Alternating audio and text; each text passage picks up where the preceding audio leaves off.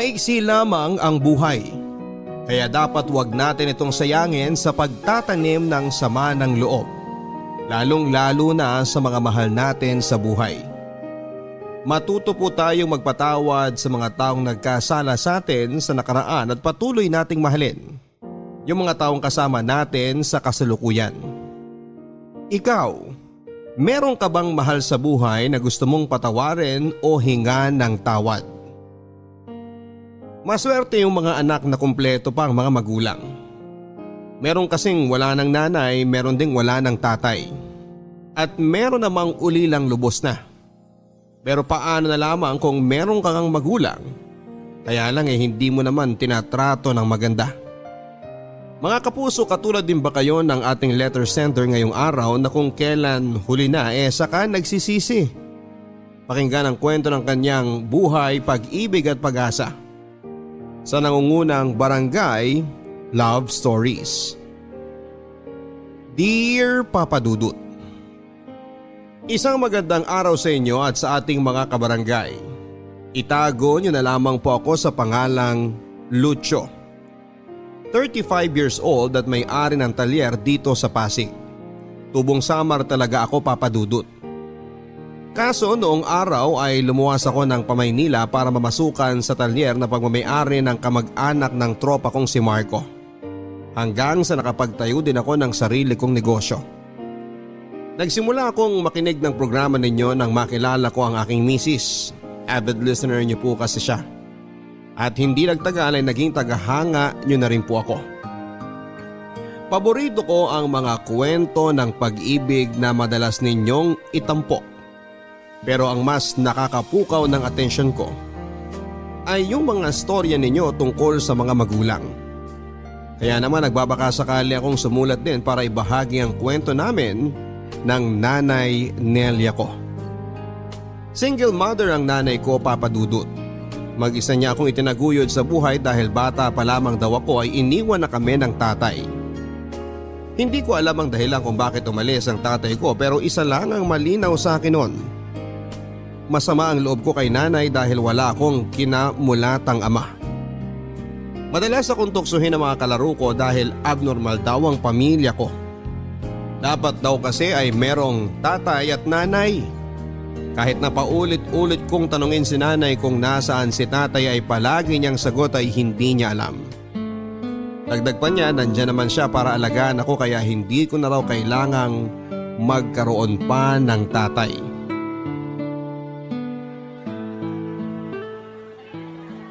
Bili na ho kayo ng kangkong! Murang-mura lang ho! tig-5 piso lang kada tali. Bili na ho kayo mga suki! Nay, pwede na po ba akong umalis? Kasi niyayaya ako ni Pedring na mag-computer eh. Lucio anak, alam mo namang araw ng palengke ngayon. Kailangan kong tulong mo para naman makarami tayo ng mabentang kangkong. Kaya niyo na po yan, Nay. Di ba palagi naman kayong nandito sa palengke? Kaya kabisado niyo na yung galawan dito. Nak, medyo mahina pa nga ang kita natin eh. Tingnan mo, 5 tali pa lang ang nabibenta natin, tapos magtatanghali na. Kailangan maubos natin tong 50 pirasong taling natitira para kahit papano may pambili tayo ng bigas at ulam. Pwede naman po tayong umutang kina Aling Marites kung sakaling hindi po natin maubos yung mga kangkong ngayon, di ba? Kaso nagagalit sa atin si Marites dahil hindi pa natin nababayaran yung utang natin noong 1 linggo sa kanila. Kaya sinabihan niyo na ako kanina na bawal daw muna tayong kumuha sa tindahan niya. Ano ba naman yan, Nay? Kaya nga tigilan mo na yung pagrereklamo dyan at tulungan mo ako magtinda dito. Bakit hindi ka kaya maglako doon? At ako ang tatao dito para naman pareho tayong magkaroon ng benta. Alam niyo naman pong ayokong naglalako eh. Mamaya makita pa ako ng mga kaibigan ko dyan pagtawanan na naman nila ako eh. Nung isang araw wala pong tigil sa panunokso sa akin si Pedring tungkol sa pagtitinda ko ng kangkong. Nalaman pa ni Melda yung nililigawan ko. Kaya tuloy pinagtawanan din ako. Ay, anak, hindi mo dapat kinakahiya ang pagtitinda ng kangkong dahil ito ang bumubuhay sa atin. Tignan mo ko, proud kangkong vendor ang nanay mo. Kayo yun, Nay. Magkaiba po tayo. Ayokong lumaki na nagtitinda ng kangkong kagaya nyo. Di bagay sa akin, lalo pat lalaki ako. Gusto kong trabaho yung may kinalaman sa mga sasakyan. Ayoko dito sa palengke. Ang init-init na, ang ingay-ingay pa. Matutupad mo yung pangarap mo kung tutulungan mo ako makabenta ng marami ngayon para may pambaon ka sa school sa Lunes. Tsaka ano bang nakakahiya sa pagtitinda ng kangkong, Aber? Para mo namang sinabing nakakahiya din ang pagtitinda ng buko juice, ice cream at fishball. Ano ba naman yan, anak? Yan ba ang natututunan mo sa eskwelahan? Ang maging mapangmata? Hindi ko naman po sinasabing nakakahiya ang pagtitinda ng buko juice o fishball. Ang akin lang, ayokong magtinda ng kangkong. Bakit nyo pa po kasi ako sinasama dito sa palengke? Samantalang tinutulungan ko naman na po kayo sa pagtatali at pagbubuhat ng mga kangkong na ibebenta. Alangan namang isama ko si Pedring. Sino ba sa inyo ang anak ko? O hindi ba ikaw? Si nanay talaga. Seryoso po ako. Seryoso din naman ako Mukha ba akong nagbibiro? Ikaw lang ang pwede kong asahan na tumulong sa akin. Lalo ngayong malaki ka na. Ilang taong ko ding sinulong pagtitinda dito, no? Dahil bata ka pa noon. Ay, yun nga, Nay. Di nyo man lang naisip kung gusto kong sinasama nyo ako nun dito sa palengke. Yan tuloy. Mula noon hanggang ngayon ang tawag sa akin ng mga kababata ko Lucho Kangkong. Ano ba naman yan? Kasalanan nyo kasi. Palibhasa, yung mga kalaro mo, ano nga bang tawag dun sa Ingles? Spoiled. Oo, mga spoiled yung mga batang yan dahil walang alam sa pagbabanat ng buto. Dapat hindi mo sila sinasamahan dahil puro di magandang natututunan mo sa kanila. Sino pong sasamahan ko? Kayo? Di puro tungkol sa kangkong na natutunan ko sa inyo. Aba, tignan mo tong batang to. Kailan mo pa natutunang bastusin ako, Lucho? Ay, kung nandito lang sana si tatay, di sana kayong dalawa ang magkasamang nagtatrabaho. Imbis na ako ang sinasama nyo dito. Ilang beses ko ba dapat sabihin sa'yo na wala na ang tatay mo bago mo maintindihan, ha? Iniwan na niya tayo. Hindi na siya babalik. Kasalanan nyo kasi kung bakit tayo iniwan ni tatay, Nay. Lucho, ano ba? Sumusobra ka na, ha? Paano naging kasalanan ko bakit tayo iniwan ng magaling mo ama? Siya tong tumakas sa responsibilidad niya sa'yo. Sabi sa akin ng nanay ni Pedring, madalas mo daw awayin noon si tatay. Kaya siguro na rin di siya sa kakatalak nyo. Kaya kayo naghiwalay. Sana napunta na lang ako nun kay tatay. Ayoko maiwan sa inyo. Wala kang alam sa nangyari sa amin noon ng tatay mo. Kaya wala kang karapatang sabihin sa akin na kasalanan ko kung bakit kami naghiwalay. At ano ka mong gusto mo? Sana napunta ka na lang sa tatay mo? Wala kang utang na loob na bata ka? Matapos ang lahat ng pagbabanat ng butong ginawa ko noon para mabuhay ka, pagsasalitaan mo lang ako ng ganyan. Kung ayaw mo kung samahang magtinda dito, sige, umalis ka na. Mag-computer ka ron. Kesa namang susumbat-sumbatan mo lang ako at sasagutin mo ako dito. Mabuti pa, ubusin ko na lang ang laway ko sa pagtitinda. Ang bihirang bata to yung mga laking suwail.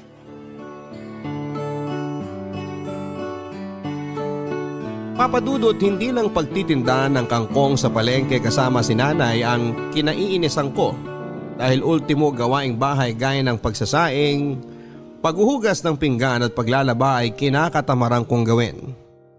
Bakit kamo? Dahil gawaing pambabae yon. Hindi dapat gumagawa ng ganong uri ng trabaho ang tulad kong lalaki kaya naman madalas din akong sermonan ni nanay tungkol sa pagiging tamad ko. Pero lahat ng sinasabi niya ay pumapasok lang sa isang tenga ko at lumalabas naman sa kamila. Nang tumungtong ako ng kolehiyo, mas naging mabarkada ako. Mas madalas akong tumambay sa kung saan-saan kasama ang tropa ko pagkatapos ng klase namin.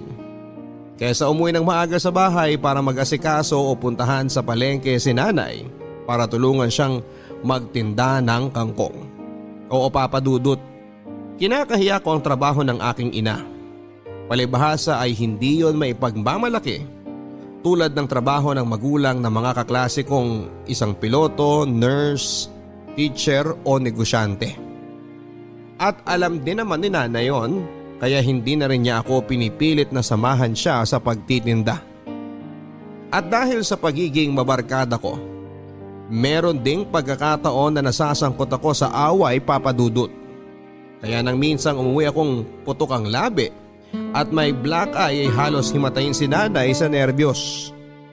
Pero buhay na buhay pa din siya habang pinapagalitan niya ako. Aray! Aray ko naman, Nay! Alam niyo namang masakit yung pasa ko tapos dinidiinan niyo pa talaga yung paglalagay ng gamot. Anong gusto mong gawin ko? Magtatatalon sa tuwa dahil umuwi kang bubog sarado? Ano ba naman yan, Lucho? Minsanan ka na nga lang umuwi dito sa bahay, ganyan pa ang itsura mo. Anong magagawa ko? Mabuti nga umuwi pa ako eh. Aray! Kuha mo pa talagang mga tuwiran ng baluktot? Nay naman, ano ba yan? Alam nyo na ngang may mga sugat at pasana ako eh. Tapos kung makabatok pa kayo, wagas. Bakit ka ba kasi nagkakaganyan, ha?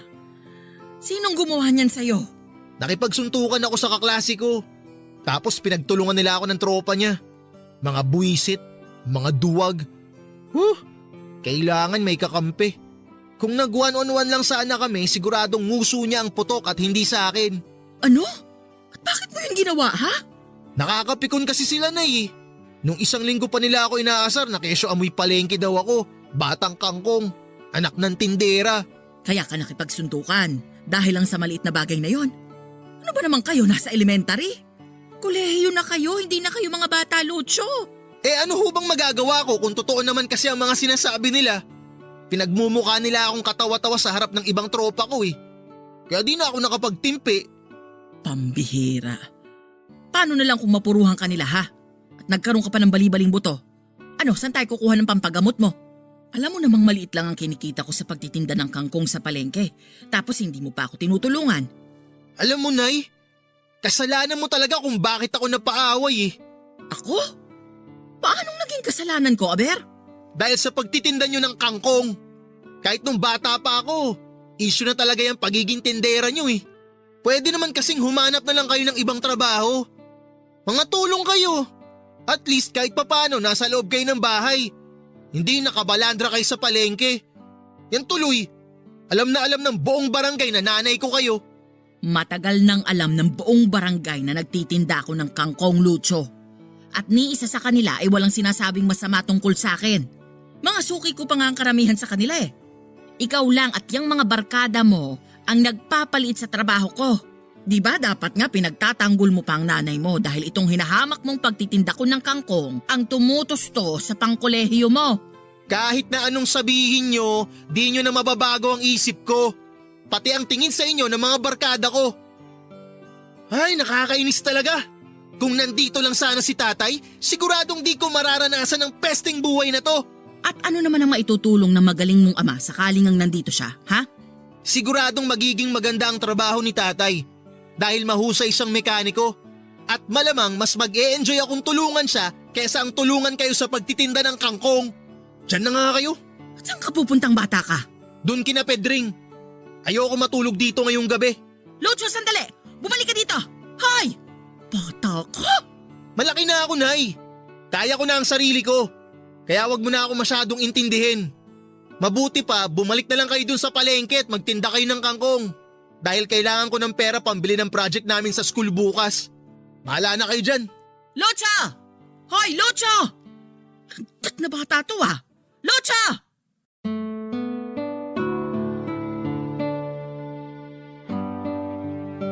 Ayaw ni nanay na lumaki akong basagulero tulad ng tatay ko, Papa Dudut. Pero hindi ako naniniwala kay nanay na ganong uri ng tao si tatay. Sigurado akong gusto lang niyang siraan ang imahe ng aking ama sa akin para hindi ko na ito masyadong isipin pa o hanapin. Kaya naman mas lalong nadagdagan ang sama ng loob ko kay nanay. Tumalas din ang aming pagtatalo dahil sa paulit-ulit akong nasasangkot sa mga gulo. Nandyan, Papa Dudut, yung nagkabaranggayan pa kami ng nakaaway kong taga-kabilang bayan dahil lang natalo namin sila sa basketball. At kung ano-ano pa. Bukod doon ay sawang-sawa na rin ako sa pakikinig sa bulyaw ng nanay ko kung gaano ako kapasaway o kasuwail na anak. Kesyo, kailan ko raw ba titigilan ng pagbibigay ng sakit ng ulo sa kanya? Kaya naman napag-isip-isip kong huminto na lamang sa pag-aaral, Papa Dudut, at umalis sa bahay namin. Oo, lumayas ako't nanuluyan sa tropa kong si Marco na nasa kabilang bayan at iniwang kong mag-isa ang matanda kong nanay. Nang umalis ako sa bahay namin, pakiramdam ko ay naging malaya ako, Papa Dudut. Bukod doon, dahil sa pagiging malayo ko sa nanay ko ay mas nagawa ko ang mga bagay na gusto kong gawin nang walang tumatalak sa akin. Ang sarap pala sa pakiramdam na kahit papaano mabigyang katahimikan ng mga tenga kong bingina sa sermon ni nanay. Para mabuhay at may pangkain ay madami akong trabahong pinasukan. Nandyan yung naging delivery boy ako sa isang maliit na kainan na pinapatakbo ng tiyahin ni Marco. Pumasok din ako bilang sales assistant sa tindahan ng mga sapatos para kahit papaano ay may kitain akong pera. At dahil nga meron na akong source of income ay natuto naman akong magbisyo papadudot. Alak at yosi ang naging libangan ko at sandalan sa tuwing namimiss ko si tatay o di kaya kapag gusto ko nang maglibang. Malaking bahagi sa kinikita ko ay doon lang napupunta pero wala akong pakialam. Mas may silbi pa ang mga yon kesa sa nanay ko. Napapansin ko parang linggo-linggo ka nang nag-happy-happy ah. Ganun talaga. Happy lang dapat, sabi nga ni Tinay. Sinong Tinay? Sira. Yung bida sa Little Nanay. Ano ka ba? Di ka ba nanonood nun sa GMA? Paborito ko nga yung bidang babae ron eh. Si Glyza De Castro. Gago, hindi si Glyza De Castro ang bida ron. Si Chris Bernal yun. Ano, sino sa atin ang walang alam ha? Lasing ka na yata, Lucho eh. Sus! Hindi ako lasing. Nakainom, oo. Pero lasing? No way. Okay, edi wow. Uminom ka na lang din. Dami mo pang satsat eh. Buti nga niyaya pa kita eh. Para naman kahit papano masayaran ng alak yung lalamunan mo. Masyado ka kasing subsub sa trabaho. Wala ka ng time mag-happy-happy.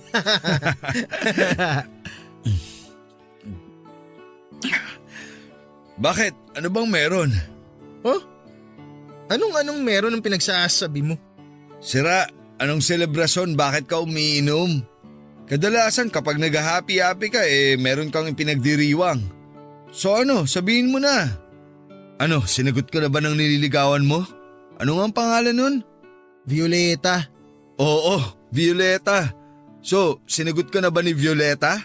Di no. Saka di ko naman nililigawan yung babaeng yun. May jowa na yun, si Nicanor. Mamaya gulpin pa ako ng tropa nun kapag pinormahan ko si Violeta eh. Ay, ganun ba? Akala ko single yun. Akala mo lang, pero hindi. Kaya nga nawala na din ako ng interes sa kanya nung minsan nakita kong umaaligid na parang aso sa kanya si Nicanor. Tapos, na-realize ko, di ko pala siya talaga type. So, sino na type mo? Wala. Di yata taga rito mapapangasawa ko eh. E di kung ganun, bakit ka umiinom? Namimiss ko lang kasi yung airpod ko. Yung airpot mong naglaong parang bula nung bata ka pa. Pwede ba? Di siya nawala na parang bula. May dahilan kung bakit siya nawala. Kasalanan ni nanay kung bakit sila naghiwalay. Yun. Palagi ko kasi siyang naiisip kahit nung bata pa ako eh. Na ano kaya ang buhay ko kung sakaling magkasama kami? Di sana buo ang pamilya namin ngayon kung hindi nawala si tatay. Ang drama mo naman, pre. Di bagay sa'yo. Gago. Madrama naman talaga ang buhay ko ah. Sira ka talaga. E di mo ba sinubukang hanapin ang tatay mo kahit minsan? Ano bang alam mo tungkol sa kanya? Para naman kahit paano may idea ka sa kung ano na ang posibleng buhay niya ngayon. Sinubukan ko siyang hanapin pero ni anino niya hindi ko nakita eh. At ang alam ko, mahilig sa mga sasakyan si tatay. Mekaniko ang trabaho niya bago sila naghiwalay ng airmat ko nung araw. Kaya siguro naman ako sa kanya ang hilig ko sa mga sasakyan. Sa palagay mo, posible kayang may sarili ng talyer si tatay ngayon? Di ko alam. Ano ba yan? Wala ka namang kwentang kausap pre. Ano bang malay ko, di ba? Pero dahil nabanggit mong mahilig ka sa mga sasakyan kagaya ng airpot mo, baka interesado kang sumama sa akin lumuwas ng Maynila para magtrabaho sa talyer ng tito ko. Ano? Seryoso ba yan pre? Baka naman ginugood time mo lang ako. Masasapak kita. Sira, seryoso ako. Ikaw lang naman tong palabiro sa atin, no? Ano, sama ka ba? Tinatanong pa ba yan? Siyempre, sasama ako. Pangarap ko din naman makaalis dito sa probinsya natin eh. Saka baka sa Maynila ako na din makita ang tatay ko kung sakali. O ang magiging misis mo. Alam mo, ikaw puro ka talaga kalokohan eh. Aba, wag mong sabihin di mo yun naisip. Balita ko magaganda ang mga babae sa Maynila. Saka madaming customer na babae si Tito. Sikat na sikat kaya ang talyer niya dun sa Pasig. Kaya sigurado ako na taga ron ang mapapangasawa mo. Kung sinuswerte ka nga naman ano. Baka nga sakaling makita ko doon ang tatay ko at ang magiging misis ko. Anong tawag doon? Hitting two birds in one stone. Yun. Mismo.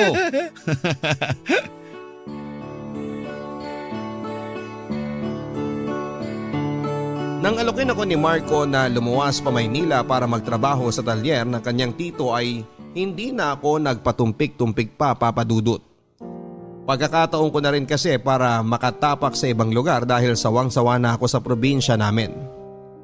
Buong akala ko nga ay sa summer din ako mamamatay. Mabuti na lamang dahil merong opportunity na dumating. Bukod doon, pagkakataon ko na para mahanap ang tatay ko sa Maynila. Dahil sigurado ako na matatagpuan ko siya roon. Nang sumunod na linggo ay natuloy na nga ang pag-alis namin ni Marco papunta sa Pasig, Papa Dudut. At kung tatanungin ninyo ako kung nagpaalam ako sa nanay ko, hindi. Bakit pa hindi ba? Baka pigilan lang niya akong umalis at isa pa ay malaki na ako. Kaya ko nang magdesisyon para sa sarili ko at hindi ko na kailangan ng opinyon ng iba. Pagdating namin sa talyer ng tito ni Marco ay sumabak kaagad kami sa pagtatrabaho. Malapit sa mga condominium building at opisina ang kinakaroon ng talyer kaya naman tama si Marco nang sabihin niyang magagandang babae ang karaniwang kliyente namin. At tama din ang kaibigan ko dahil pagkalipas lamang ng 2 buwan ay nakilala ko si Gigi. Nagtatrabaho bilang office staff na hindi nagtagal ay niligawan ko't naging girlfriend.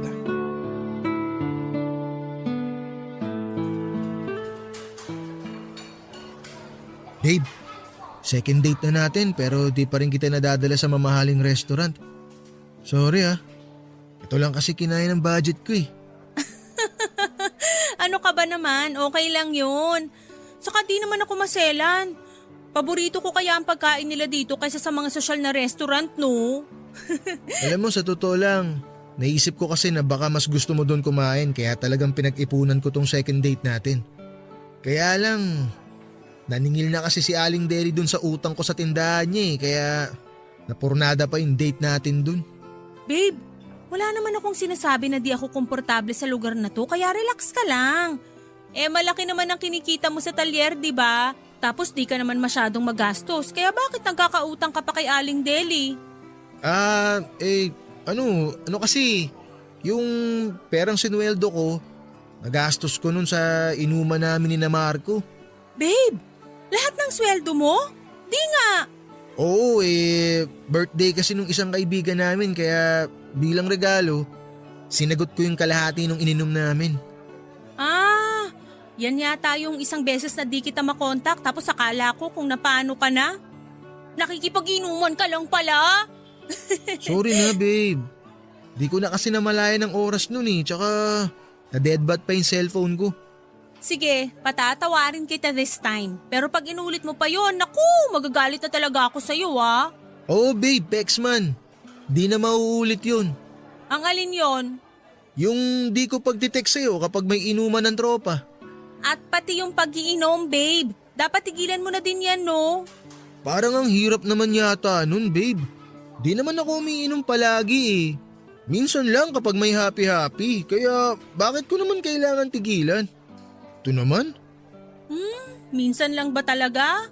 Oo, no, promise, minsan lang. Saka wag mo na masyadong isipin yun. Bata pa ako. Ayos na ayos pa ang bahay ala ko. Ewan ko sa'yo, babe. Basta ako ay nagpapaalala lang. Liver cancer kaya ang kinamatay ng tatay ko dahil ayun, inom to the max ang peg. Di nagpaawat. Kinuha tuloy ng maaga. Ay, sumalangit nawa ang kaluluwa ni tatay. Masamang damo ako. Tsaka para ka namang nanay ko kung maner mo ni. Speaking of your nanay, sabi mo nasa Samar siya, di ba? Oo. Ba't mo naman natanong? Wala lang. Napansin ko lang di mo siya madalas kinukwento, kaya na-curious ako kung nag-uusap pa ba kayo o ano. Ay, simula nang umalis ako sa amin, di na kami nagkausap ni nanay. Saka bakit pa? 'Di ba? Wala din naman kaming pag-uusapang matino. Yung pagluwas ko nga dito, di niya rin alam eh. Grabe ka, babe! Di ka man lang nagpaalam sa nanay mo? Tulad nga ng sinabi ko, di na yun kailangan. Nasa tamang edad na ako at pag-iisip para magdesisyon sa mga bagay na gusto kong gawin sa buhay ko. Saka ayokong pinakikialaman ako ng nanay ko. Simula pagkabata, palagi na lang niyang sinasabi sa akin kung ano ang dapat kong gawin. Kahit na ayoko, pinipilit pa rin niya ako. Kaya nga di ko siya masyadong pinakikinggan nun eh. Di ko sinusunod yung mga sinasabi niya. Sobra naman yata yun. Kasi kahit anong mangyari, nanay mo pa rin siya. Di mo ba siya namimiss? Di mo naiisip kung kamusta na siya dun sa probinsya? Siguradong miss na miss ka na niya, babe. Ay, hindi ko naman kailangan malaman kung namimiss niya ako eh. Tsaka wala akong pakialam kung kumusta na ba siya ron. Tungkol na lang ba sa airmats kung pag-uusapan natin? Kasi parang nawawalan na ako ng gana. Date natin to, di ba? Dapat tungkol sa atin yung pag-usapan natin. Hindi yung sa kung sino-sino. Okay, sorry naman. Naisip ko lang kasing itanong pero kung ayaw mo ng pag-usapan, di naiintindihan ko. Kain na lang tayo. Mabuti pa nga.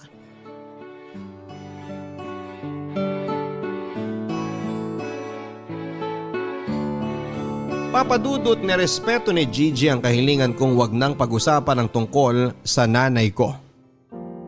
Sa katunayan, yon ang huling beses na binanggit niya si nanay kaya naman masayang masaya ako. Ayoko na kasing magkaroon ng koneksyon sa nanay ko dahil meron na akong bagong buhay. Bagong buhay na hindi siya kasama. Pagkalipas ng 1 taon ay nabuntis ko si Gigi kaya naman naisip naming mag-live-in.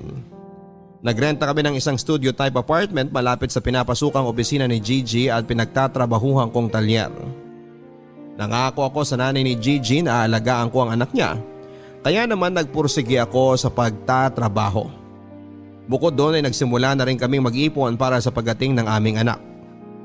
At pagkalipas ng 9 na buwan ay laking tuwa naman namin ni Gigi dahil sa wakas ay naging ganap na kaming mga magulang. Pero pagkaraan lamang ng 2 buwan ay muling nagbuntis si Gigi papadudot.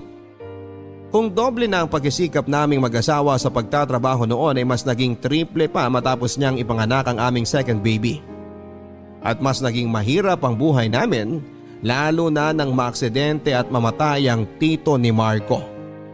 Dahilan para malugi at magsara ang talyer na pagmamay-ari nito na nagkataon namang pinagtatrabahuhan naming magtropa.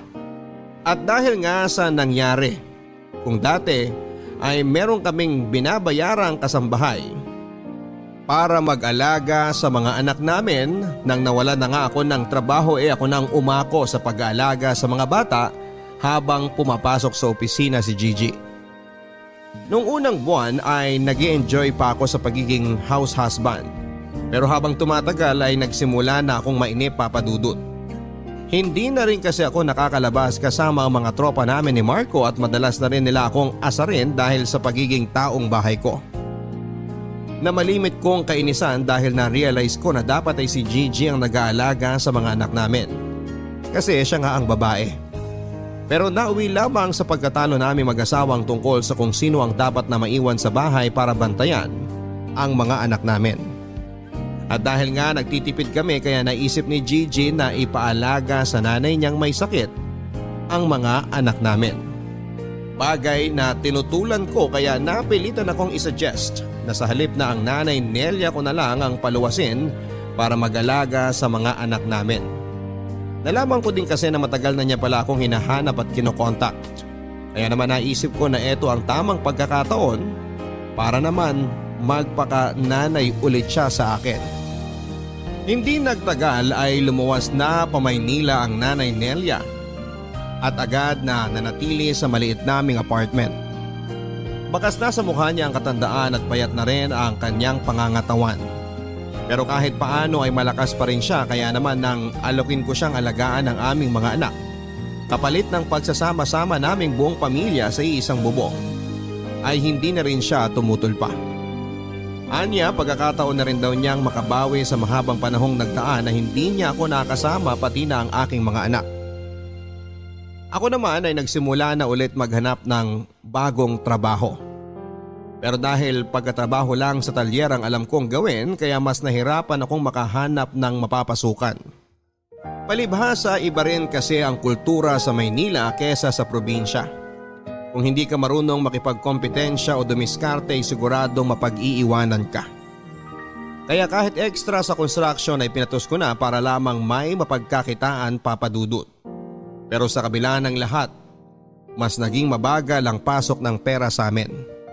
At dahil mas lumalaki na ang mga bata kaya mas nadagdagan na rin ang gastusin namin sa bahay. Kahit na anong pagtitipid at pagbabudget ang gawin naming mag-asawa, ay meron pa ring pagkakataong kinakapos kami. At dahil sa mga isipin at problemang yon, kaya bumalik na naman ako sa dati kong bisyo, ang pag-inom ng alak.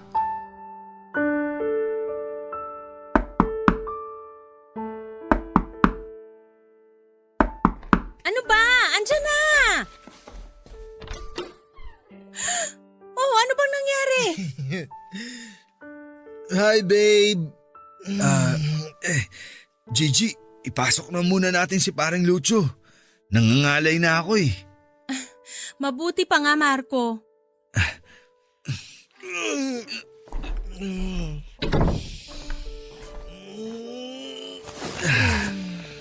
Babe, umayos ka nga.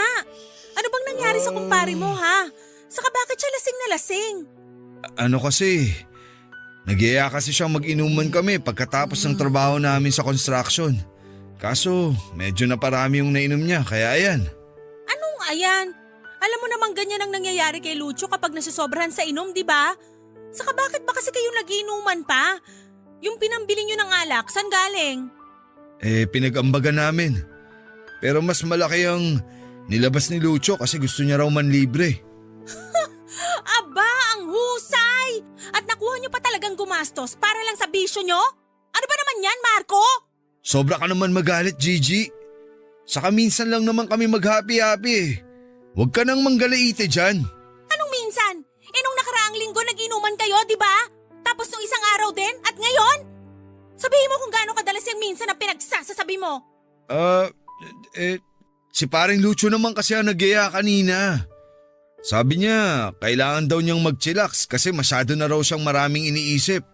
Gaya ng mga gastusin dito sa bahay niyo, sa mga bata, pagkain niyo. Pero hindi pa rin dahilan yon para konsintihin mo siyang mag-inom at gumastos para sa alak. Punyetang buhay naman to, oh! Gipit na nga kami tapos mapupunta pa sa alak yung kakarampot niyong sweldo sa construction? Aba, ba't sa akin ka nagagalit? Diyan ka kay Lucho magalit. Siya ang sermonan mo, wag ako. Mabuti nga nagmalasakit pa akong iatid siya dito sa bahay niyo eh. Kundi sakali yan matutulog. Alis na nga ako. Kaya di pa ako nag-aasawa eh. Dahil ayoko nang may tumatalak sa akin katulad ng ginagawa mo ngayon. Nakakairita ka. Diyan ka na nga. Buisit. Tingnan mo tong tarantadong to. Hoy! Huwag ka nang babalik dito, konsentidor ka! Naturingan ka pa namang kaibigan! Di na talaga ako babalik dito. Bungangera! Tarantado! Ano ba yan? Ang ingay-ingay mo naman eh. Aba, pasensya naman po kung naistorbo kang pagtulog mo dyan sa sofa natin, kamahalan! Ano bang pinagsasabi mo? Ba't ba ang ingay mo? Ha? Nakakarindi ka na eh. Naririndi ka? Bakit? Sa palagay mo ba natutuwa ako dahil sa pinaggagawa mong animal ka? Alam mo na nga kapos tayo sa pera, nakuha mo pang mag-inom? At nilibre mo pa ng alak mga barkada mo?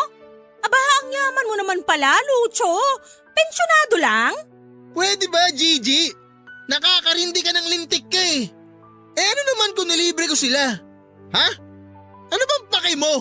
Pera ko naman yung ginastos ko ah. Pera ko, hindi sa'yo, hindi kung kanino. Sa akin. Kaya anong pinuputok ng butsi mo dyan? Ha? Kapal ng mukha mo. Nalusaw na ba talaga ng alak pati ang makitid mong utak, ha? Tinatanong mo ba talaga ako kung ba't ako nagkakaganito? Pwes, ipapaliwanag ko sa yung bobo ka. Nagagalit ako dahil wala na nga tayo halos panggastos sa pamamahay na to, pero nakuha mo pang magbisyo. Di ba sinabi ko na sa'yo na tigilan mo na ang pag-inom ng alak? Napaka-irresponsable mong tao ka. Ah, ganun. Alam mo, sumusobra ka ng babae ka eh. Yan, para magtanda kang leche ka. Naku! Chichi! Anong ginawa mo sa asawa mo, Lucho? Hoy, wala kang pakialam dito, matanda ka. Manahimik ka. Isa ka pa eh. Papadudot dumalas pa ang pag-aaway naming mag-asawa dahil sa bisyo ko na pag-inom ng alak at mas naging mabigat ang pagdadala namin sa buhay. Nandyan yung nag-isang kahig isang tuka kami lalo na noong matapos na ang kontrata ko bilang construction worker. Sinubukan kong maghanap ng iba pang trabaho pero lalo lamang akong nahirapan. At hindi nga nagtagal, hindi lang alak at sigarilyo ang naging bisyo ko dahil nalulung na rin ako sa sabong nang minsan akong isama ng tropa namin ni Marco sa sabungan. At syempre nakarating yon sa kaalaman ni Gigi kaya lalo kaming nag-away. Hanggang sa umabot na nga sa puntong naabutan kong nag-aal sa balutan ng misis ko dahil malak nila akong iwanan ng mga bata.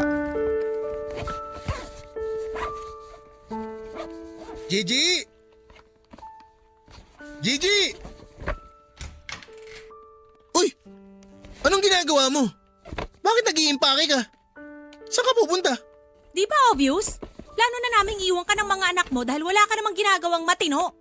Ayoko nang makisama sa'yo dahil ibang-iba ka na, Lucho. Di na ikaw yung taong nangako sa mga magulang ko na aalagaan kaming mag-iina. Di na ikaw yung taong pursigido sa buhay dahil meron kang magandang pangarap sa amin ng mga anak mo. At di na rin ikaw yung lalaking minahal ko. Puro ka na lang bisyo. Wala ka nang ibang alam gawin kundi uminom, manigarilyo at ngayon nawiwili ka naman sa sabong? Kapal din ang pagmumukha mo, no? At saan mo nga pala kinukuha yung mga pinangsusugal mo, ha? I'm sure pinangungutang mo pa yan. Grabe, Lucho. Di na kita kilala. Nagbago ka na. Walang aalis sa inyo. Di ako papayag na iwan niyo ako. Di mo kami pwedeng pigilan dahil sawang-sawa na ako sa mga away natin. Pagod na ako sa mga pag-intindi sa'yo at sa pag-asang isang araw ay magbabago ka pa. Na magiging responsableng tatay ka uli sa mga anak mo. Kaso hindi. At mukhang malabo nang dumating ang araw na yun kaya bakit pa kami magtsatsagang makisama sa'yo, ha? Walang aalis dito. Dito lang kayo. Tigilan mo yung kakapalo mo sa akin, ha? Nakakarindi ka na. Bitiwan mo ako! Lucho, bitiwan mo nga yung asawa mo. Ano ba? Huwag nga kayo makialam dito. Doon na nga kayo. Ano ba? Bitawan mo nga ako. Bakit ka ba nakikialam dito, matanda ka? Ha? Bastos ka talagang bata ka, no? Ni hindi mo na kami ginalang ng asawa mo. Ah, wow! Nagpapatawa ka ba? Ikaw? Sige nga, bigyan mo ako ng rason kung bakit kailangan kitang igalang. Ha? Bigyan mo ako! Kasi wala akong maisip na dahilan kung bakit eh. Hindi kita pinalaking bastos. At mas lalong hindi kita pinalaking nananakit ng babae. Pakabarumbado mo? Demonyo ka na. Hoy, makinig ka sa akin mabuti, matanda ka ha. Lalakasan ko kasi baka bingi ka na. Wala kang pakialam kung paano ko patatakbuhin ang pamilya ko. Dahil ako ang padre di pamilya dito. Ha? Tsaka tigil-tigilan mo nga yung panghihimasok mo sa buhay namin. Ha? Dahil wala kang karapatan. Mabuti nga kinuha pa kita rin sa probinsya para alagaan yung mga apo mo eh. Dahil kung hindi, siguradong mabubulok ka doon mag-isa. Mamamatay ka ron mag-isa. Lucho, tumigil ka na nga. Bakit mo pinagsasalitaan ng ganyan ang nanay mo? Nasisiraan ka na ba ng ulo? Magulang mo pa rin siya. Magulang. Dahil mo sinasabi, wala kang alam. Para sa akin, matagal na akong walang magulang. Walang tatay, walang nanay. Tsaka kung tutuusin, kasalanan naman ng matandang yan kung bakit buong buhay ko, pakiramdam ko, ulila ako eh. Hoy, ikaw matanda, makinig ka. Ikaw ang may kagagawan kung bakit ni minsan di ko naranasang magkaroon ng ama. Ha? Dahil sa'yo, kaya kahit kailan di naging buo ang pamilya natin. Tapos ang lakas ng loob mong pakialaman ng pamamalakad ko sa pamamahay na to? Bakit? Ha? Ano? Sino ka ba sa akala mo? Ha? Ha? Ano? Ano? Sino ka ba? Lucho, wag mo saktan ang nanay mo, ano ba? Pwede ba? Huwag kang ang OA dyan. Di ko naman siya sinaktan ah. Tinapik-tapik ko lang naman siya. Baka sakali kasing magising siya sa panaginip niya na meron siyang buo at masayang pamilya. Napakagago mo talaga! Alam mo, Nay, sana di na lang si tatay ang umalis dun eh. Sana ikaw na lang. Sana ikaw na lang ang nawala. Sana hindi na lang si tatay. Dahil sigurado ako, mas magiging masaya at maayos ang buhay ko kung sa kanya ako lumaki at hindi sa'yo. Di sana magiging katawa-tawa at kaawa-awa ang kabataan ko kung hindi dahil sa'yo at sa buwisit mong pagtitinda ng kangkong! Kung bakit ba kasi hindi na lang ako lumayas noon eh. Buwisit talagang buhay to. Ay! Ayos lang ako, Gigi. Medyo sumakit lang ang dibdib ko pero ayos lang ako. Huwag mo kong masyadong alalahanin. Sigurado po ba kayo, Nay? Tingnan mong ginawa mo sa nanay mo! Huwag ka nga nagpapaloko sa matandang yan. Diyan ka magaling, Nay. Sa pag-arte. Sana pala nag-artista ka noon. Hindi ka nagbenta ng kangkong. Pwede ba tumahimik ka na?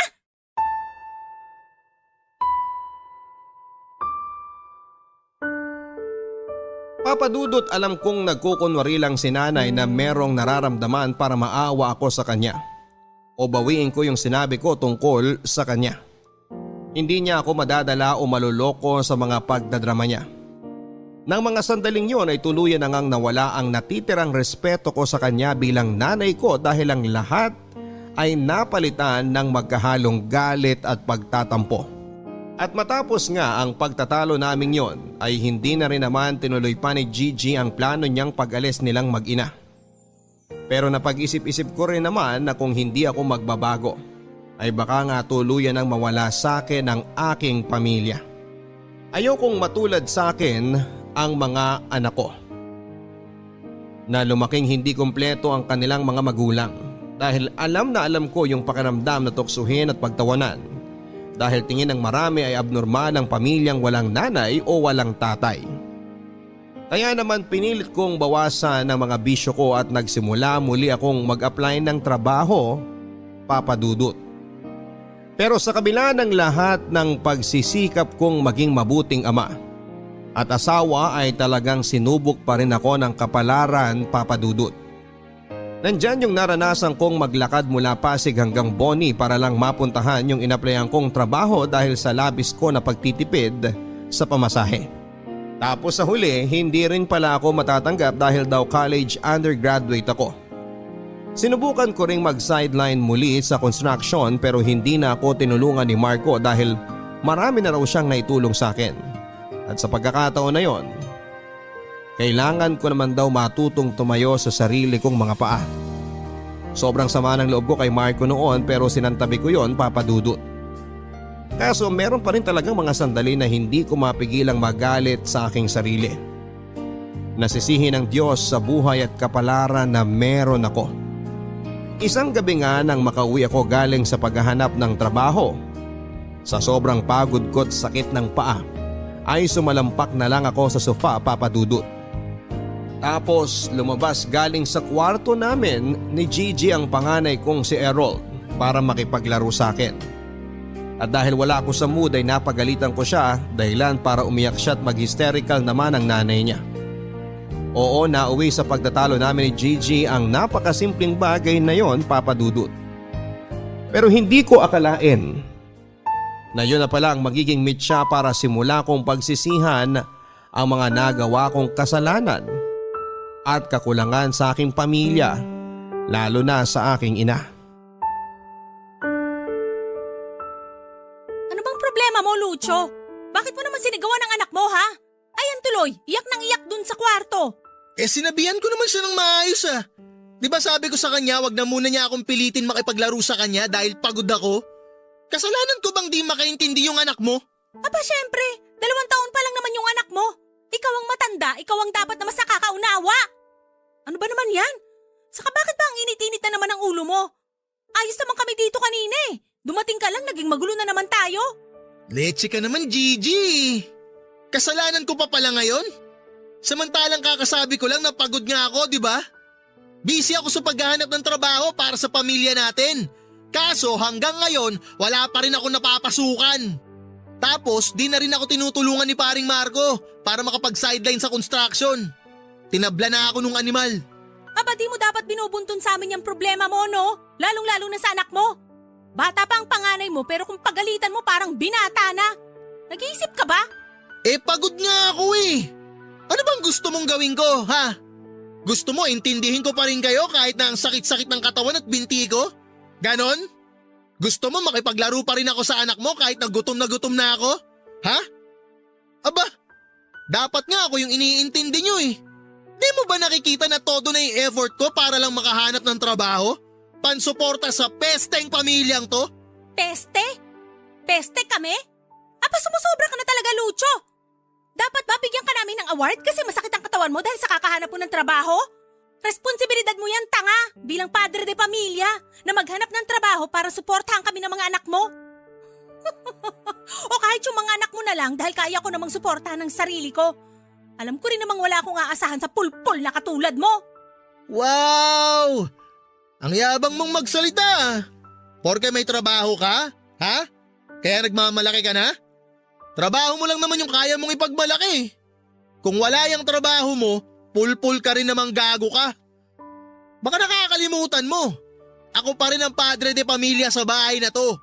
Kaya yung gusto ko pa rin ang masusunod. Naintindihan mo? Ha? Yan, gago ka kasi. Uy! Di ba sinabi ko Ano na sa ba? inyo, huwag mong pagbubuhatan ng Tumigil kabayang ka na asawa nga! mo? Sumusobra ka na talaga! Tigil niyo ang paghampas niyo sa akin, ha? Aray! Habang tumatanda ka, Ano ba? nagiging demonyo ka! Ano bang pakialam nyo? Ha? Wala na ho kayong pakialam dahil buhay ko to. Masyado na kayong nangihimasok sa pamilya ko. Masyado ka ng mapapel. Maling-mali talaga na pinaluwas ko kayo rito eh. Anong sinabi mo? Wala kang utang na loob! Ang kapal ng mukha mong sabihin sa akin yung mga bagay na ganyan. Matapos kitang igapang simula bata ka, napakasuwail mo! At ako pa ang walang utang na loob, ha? Para sabihin ko sa inyo, responsibilidad nyo yon dahil anak nyo ako. Kaya wag na wag nyo sa akin masumbat-sumbat na kesyo iginapang nyo ako sa hirap o kung ano-ano pa dahil bilang magulang, dapat naman talaga na ganun ang gawin nyo. Diba? Bobo ka ba? Lucho, tigilan mo na sabi ang pagsagot ng pabalang sa nanay ni Elia mo. Di ka ba nahihiya sa kanya? Di ka ba nahihiya sa ugali mo? At bakit naman ako mahihiya sa taong yan? Ha? Bakit? Siya nga dapat ang mahiya sa akin eh. Dahil nasa pamamahay ko siya. Ako ang nagpapatira at nagpapakain sa kanya. Kaya anong pinagsasabi mong ako ang dapat na mahiya? Isa ka rin na bobo eh. Ang bobobo nyo. Baka ikaw ang anak nito at hindi ako. Kasi ang bobobo nyo eh. Hoy ikaw. Kailan mo ba planong umalis dito sa bahay namin ha? Sa totoo lang nasusuya na ako sa presensya mo eh. Lucho, ano ba? Bakit? Totoo naman, di ba? Kapos na kapos tayo. Hindi na nga natin alam kung anong klaseng pagtitipid ang gagawin natin eh. Kaya di na natin kailangan ng ekstrang palamunin sa pamilyang to. Nay! Diyos ko! Nay! Nay! Ano ba, Lucho? Wala ka bang balak tulungan ako dito? Tingnan mo si nanay! Wala na siyang malay! Nay! Nay! Gumising po kayo, Nay! Nay! Atake sa puso. Yon ang findings ng mga doktor matapos naming isugod sa ospital si Nanay Nelia nang mawalan siya ng malay sa gitna ng mainit naming pagtatalo sa bahay, Papa Dudut. Aaminin kong noon lang ako nakaramdam ng labis na takot habang pinapanood ang mga nagkakagulong doktor na sinasalba ang buhay ng aking ina. Noon lamang ako kinilabutan sa tanang buhay ko habang iniisip ang posibleng masamang mangyari sakaling hindi nila masagip si nanay. Doon lang ako nakaramdam ng hustong pagsisisi at tinding panghihinayang, Papa Dudut. Pagsisisi dahil sa lahat ng masasamang ginawa at masasakit kong sinabi sa aking ina. At panghihinayang sakali mang ikamatay niya ang nangyari sa kanya. Pakiramdam ko ay bumalik ako sa pagkabata dahil hindi ko na napigilan ang aking mga luha. Nang mga sandaling yon ay sinimulan ko nang magdasal sa Diyos na sana ay iligtas niya ang nanay ko. Na sana ay wag muna niyang kukunin ang aking ina hanggang hindi pa ako nakakahingi ng tawad sa kanya. At nakakabawi dahil sa lahat ng mga maling nagawa ko. At tunay na mabuti pa rin ng Diyos dahil narinig niya ang panalangin ko, Papa Dudut.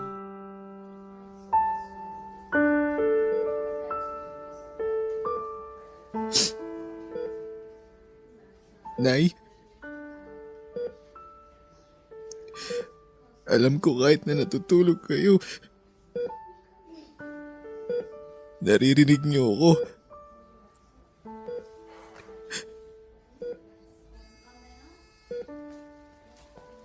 Gusto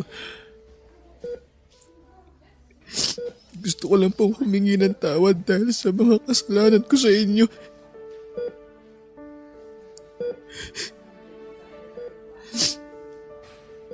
Patawad, Nay. Sa lahat ng mga masasakit na salitang binitawan ko at sinabi ko sa inyo simula pagkabata ko. Sana mapatawad niyo ako, Nay. Kasi hindi ko nakita yung mga pagsisikap niyo para sa akin noon. Alam kong sobrang sama akong anak. Na pati nga po yata langit sinusumpa na ako dahil sa pagiging swail ko at walang respeto sa inyo bilang magulang ko.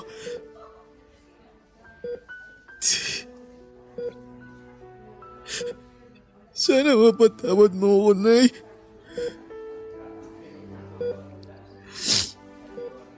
Kasi mas inintindi ko yung sarili ko eh.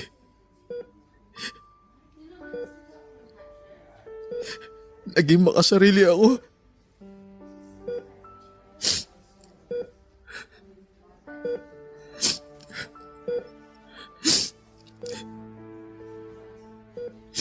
Hindi ko inisip ang kapakanan niyo.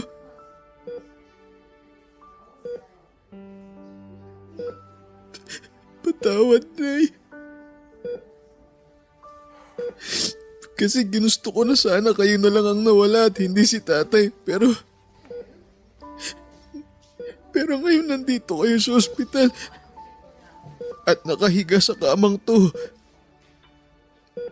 Ang totoo po niyan,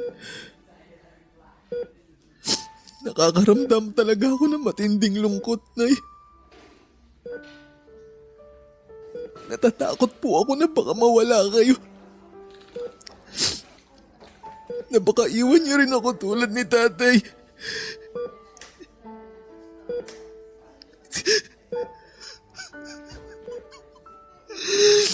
Patawarin niyo po ako, Nay.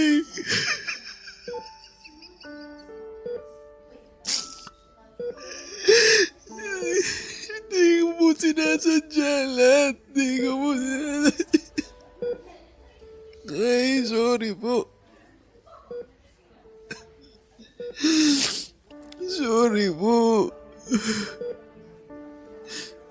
Lucho, Nay?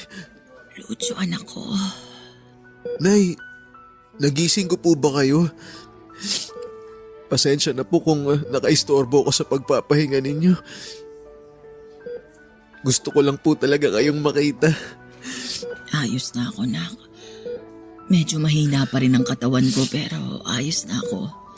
Huwag kang mag-alala. At saka... narinig ko ang lahat ng sinabi mo sa akin kanina. Sa totoo lang, tuwang-tuwa ang nanay dahil na-miss ko talaga yung Lucho na malambing. Nay, sorry po sa lahat-lahat ha. Ano ka ba? Pinapatawad na kita. At At saka, hindi naman kita kayang tiisin. Matanda na ako anak, para magtanim pa ng sama ng loob sa'yo. Ang gusto ko lang ay magkapatawaran tayo at magkasundo. Dahil alam kong konti na lang ang oras ko sa mundo. Gusto ko ng magandang alaala bago man lang ako bawian ng buhay, anak. Nay, wag. Huwag niyo pong sabihin yan. Di pa kayo mamamatay. Dahil di pa ako nakakabawi sa lahat-lahat ng di magandang nagawa ko sa inyo noon. Hindi pa kayo pwedeng mamatay dahil susubaybayan niyo pa yung paglaki ng mga apo niyo. Hahaba pa po ang buhay niyo, Nay. Hindi pa kayo mawawala. Hindi. Kaya po hindi niyo na kailangan sabihin ang tungkol sa mga ganyang bagay, Nay. Anak, ano't ano man ang mangyari, gusto ko lang malaman mo kung gaano kita kamahal. Mahal na mahal kita, Lucio. Dahil ikaw lang ang nag-iisang anak ko. Mahal na mahal din kita, Nay.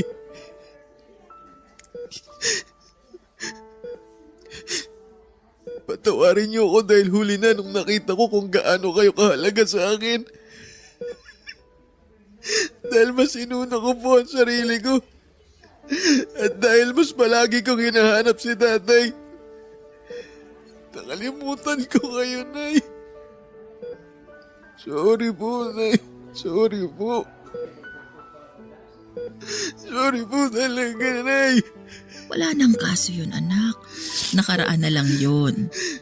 Alam mo, naiintindihan ko naman kung bakit palagi mong hinahanap ang tatay mo eh. Pero wala naman akong magawa. Dahil hindi ko na maibabalik pa yung mga panahong magkasama kami. Ang tatay mo, sinasaktan niya ako, anak. Huh? Hindi ko alam kung bakit bigla na lang nagbago ang tatay mo. Mula sa pagiging mabuting tao, tumalas ng tumalas ang pananakit niya sa akin. Noong isang beses na napagbuhatan niya ako ng kamay, pinalagpas ko yun dahil ayokong masira ang pamilya natin. Kaya lang yung mga sumunod niyang pananakit, hindi ko na kinaya. Kahit labag sa loob ko, lumayas ako sa bahay natin noon kasama ka para magpakalayo-layo sa kanya. Tapos nabalitaan ko na lang na nagkaroon siya ng bagong babae nung maghiwalay kami. Simula noon, hindi ko na siya inisip pa at mas pinagtuunan kita ng pansin dahil ikaw lang yung mahalaga sa akin. Ikaw lang yung meron ako, anak. Bakit di niyo sinabi sa akin na sinasaktan pala kayo ni tatay? Bakit? Dahil nakikita ko kung gaano mo kamahal ang tatay mo. Kahit na hindi kayo matagal na nagkasama. At kung sasabihin ko pa sa iyo ang totoo, baka kamuhian mo pa siya.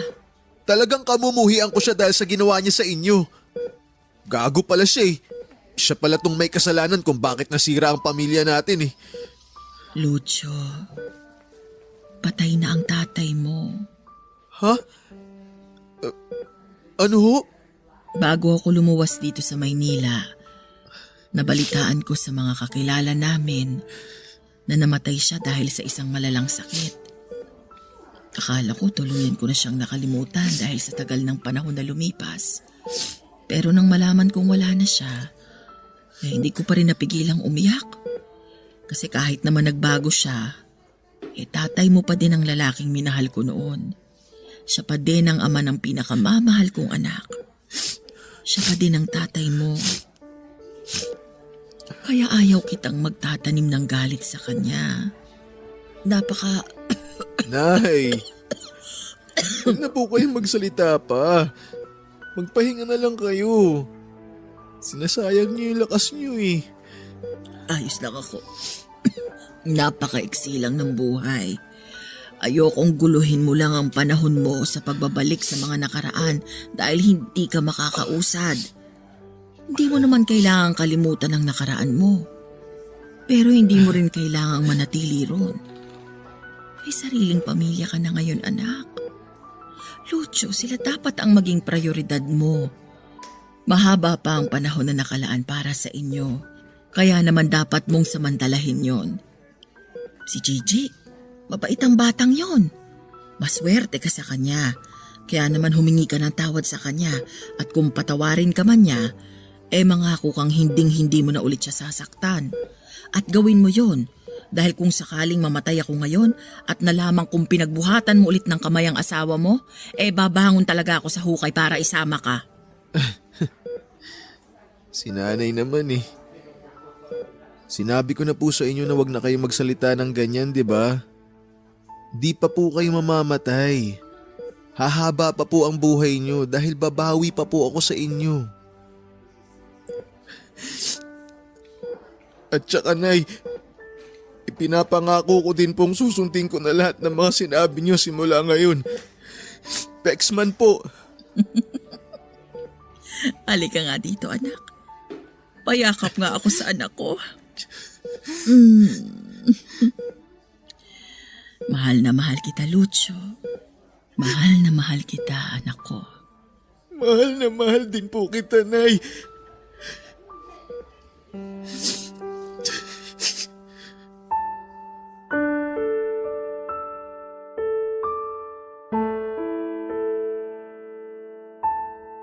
Namatay si Nanay Nelia pagkalipas ng 2 buwan, Papa Dudut. Oo, inatake muli siya sa puso at sa pagkakataong yon ay hindi na siya nakaligtas pa. Parang gumuho ang mundo ko nang biglang kunin sa akin ng nanay ko. At kahit na anong pigil ko sa mga luha ko kusa pa rin siyang tumutulo. Labis din ang pagsisisi ko dahil napakaiksi ng panahong ibinigay sa amin ng Diyos para makabawi ako sa lahat-lahat ng kasalanan at pagkukulang ko sa Kanya. Pero kahit na ganoon ay nagpapasalamat pa rin ako dahil hinayaan pa rin ako ng Diyos na makapiling ang aking nanay. Matapos ang libing ni nanay ay nangako ako sa harap ng puntod niya na magiging mabuti akong asawa at ama sa aking mga anak. Pinatawad na rin ako ni Gigi sa nagawa ko sa kanya noon, kaya naman mas nagdoble sikap pa ako para mapakatawanan ang pangako kong aalagaan at susuportahan ang aking pamilya. Sinuwerte din naman akong nakapag-loan si Gigi ng malaking halaga sa kanilang kumpanya na ginamit namin para makapagtayo ng maliit na talyer. At hindi nga nagtagal ay mas naging kilala kami't lumago ang aming negosyo. Alam kong masayang masaya si nanay sa langit dahil unti-unti kong tinutupad ang pangako ko sa kanya noong nabubuhay pa siya. Namimiss ko pa rin siya hanggang sa ngayon, Papa Dudut, pero alam kong maligaya na sila ni tatay saan man sila naroroon. Maraming salamat po sa pagkakataong mabasa ninyo ang aking sulat. Malaking bagay din sa akin na maibahagi sa ating mga kabarangay ang kwento ng aking buhay. Ang inyong forever kapuso at kabarangay, Lucio. Sabi nila habang abala daw tayo sa paglaki ay nakakalimutan na nating tumanda na ang mga magulang natin. Sa kaso ng letter sender nating si Lucio ganun nga ang nangyari. Kaya naman ramdam ko ang pagsisisi mo dahil hindi mo nakapiling ng mas matagal ang nanay Nelia mo. Pero Lucio, tama ka sa sinabi mong maswerte ka pa rin dahil nakahingi ka ng tawad sa iyong ina. At kahit na maiksi yung panahon na ibinigay sa inyo, nakasama mo pa rin siya. Alam ko namin ng mga kabarangay na proud sa iyo ngayon ang nanay Nelia mo. Ipagpatuloy mo lang ang pagiging responsableng asawa at ama. Siguradong hindi na babangon sa hukay ang nanay mo para sermonan ka. Biro lang. Maraming salamat mga kapuso, hanggang sa muli. Ako po si Papa Dudut sa mga kwento ng pag-ibig, buhay at pag-asa sa Barangay Love Stories Number 1. Mga kwento ng pag-ibig, kwento ng pag-asa at mga kwento ng buhay dito sa Barangay Love Stories. Love